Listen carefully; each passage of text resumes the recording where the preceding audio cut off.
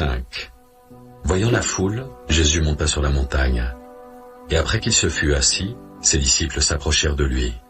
Puis, ayant ouvert la bouche, il les enseigna et dit : Heureux les pauvres en esprit, car le royaume des cieux est à eux. Heureux les affligés, car ils seront consolés.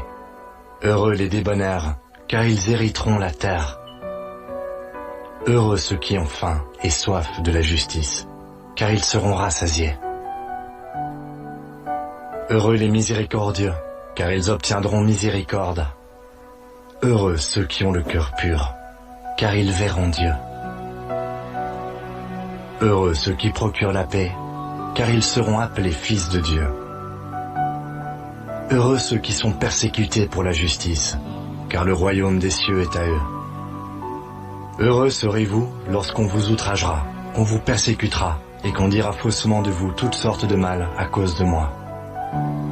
Réjouissez-vous et soyez dans l'allégresse, parce que votre récompense sera grande dans les cieux, car c'est ainsi qu'on a persécuté les prophètes qui ont été avant vous. Vous êtes le sel de la terre, mais si le sel perd sa saveur, avec quoi la lui rendra-t-on? Il ne sert plus qu'à être jeté dehors et foulé aux pieds par les hommes. Vous êtes la lumière du monde. Une ville située sur une montagne ne peut être cachée.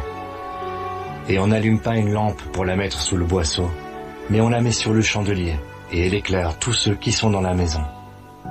Que votre lumière luise ainsi devant les hommes, afin qu'ils voient vos bonnes œuvres, et qu'ils glorifient votre Père qui est dans les cieux. Ne croyez pas que je sois venu pour abolir la loi ou les prophètes. Je suis venu non pour abolir, mais pour accomplir.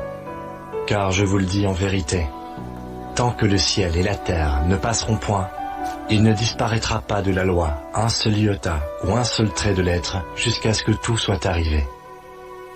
Celui donc qui supprimera l'un de ces plus petits commandements et qui enseignera aux hommes à faire de même sera appelé le plus petit dans le royaume des cieux. Mais celui qui les observera et qui enseignera à les observer, celui-là sera appelé grand dans le royaume des cieux. Car je vous le dis, si votre justice ne surpasse celle des scribes et des pharisiens, vous n'entrerez point dans le royaume des cieux. Vous avez entendu qu'il a été dit aux anciens, « Tu ne tueras point. Celui qui tuera mérite d'être puni par les juges. » Mais moi je vous dis que quiconque se met en colère contre son frère mérite d'être puni par les juges. Que celui qui dira à son frère, « Raka » mérite d'être puni par le Sanhédrin. Et que celui qui lui dira « insensé » mérite d'être puni par le feu de la géhenne. Si donc tu présentes ton offrande à l'autel, et que là tu te souviennes que ton frère a quelque chose contre toi, laisse là ton offrande devant l'autel, et va d'abord te réconcilier avec ton frère, puis viens présenter ton offrande. Accorde-toi promptement avec ton adversaire, pendant que tu es en chemin avec lui, de peur qu'il ne te livre au juge, que le juge ne te livre à l'officier de justice et que tu ne sois mis en prison. Je te le dis en vérité, tu ne sortiras pas de là que tu n'aies payé le dernier cadran. Vous avez appris qu'il a été dit, tu ne commettras point d'adultère. Mais moi, je vous dis que quiconque regarde une femme pour la convoiter a déjà commis un adultère avec elle dans son cœur. Si ton œil droit est pour toi une occasion de chute, arrache-le et jette-le loin de toi. Car il est avantageux pour toi qu'un seul de tes membres périsse, et que ton corps entier ne soit pas jeté dans la géhenne. Et si ta main droite est pour toi une occasion de chute, coupe-la et jette-la loin de toi. Car il est avantageux pour toi qu'un seul de tes membres périsse, et que ton corps entier n'aille pas dans la géhenne. Il a été dit que celui qui répudie sa femme lui donne une lettre de divorce. Mais moi je vous dis que celui qui répudie sa femme, sauf pour cause d'infidélité, l'expose à devenir adultère, et que celui qui épouse une femme répudiée commet un adultère. Vous avez encore appris qu'il a été dit aux anciens, « Tu ne parjureras point, mais tu t'acquitteras envers le Seigneur de ce que tu as déclaré par serment. » Mais moi je vous dis de ne jurer aucunement, ni par le ciel, parce que c'est le trône de Dieu, ni par la terre, parce que c'est son marchepied, ni par Jérusalem, parce que c'est la ville du grand roi. Ne jure pas non plus par ta tête, car tu ne peux rendre blanc ou noir un seul cheveu.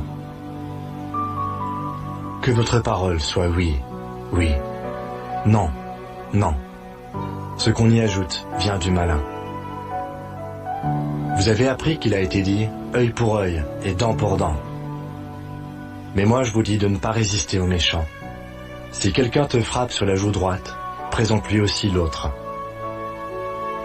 Si quelqu'un veut plaider contre toi et prendre ta tunique, laisse-lui encore ton manteau. Si quelqu'un te force à faire 1000, fais-en 2 avec lui. Donne à celui qui te demande, et ne te détourne pas de celui qui veut emprunter de toi. Vous avez appris qu'il a été dit, tu aimeras ton prochain, et tu haïras ton ennemi. Mais moi je vous dis, aimez vos ennemis, bénissez ceux qui vous maudissent, faites du bien à ceux qui vous haïssent, et priez pour ceux qui vous maltraitent et qui vous persécutent, afin que vous soyez fils de votre Père qui est dans les cieux, car il a fait lever son soleil sur les méchants et sur les bons. Il a fait pleuvoir sur les justes et sur les injustes. Si vous aimez ceux qui vous aiment, quelle récompense méritez-vous? Les publicains aussi n'agissent-ils pas de même? Et si vous saluez seulement vos frères, que faites-vous d'extraordinaire? Les païens aussi n'agissent-ils pas de même? Soyez donc parfaits, comme votre Père céleste est parfait.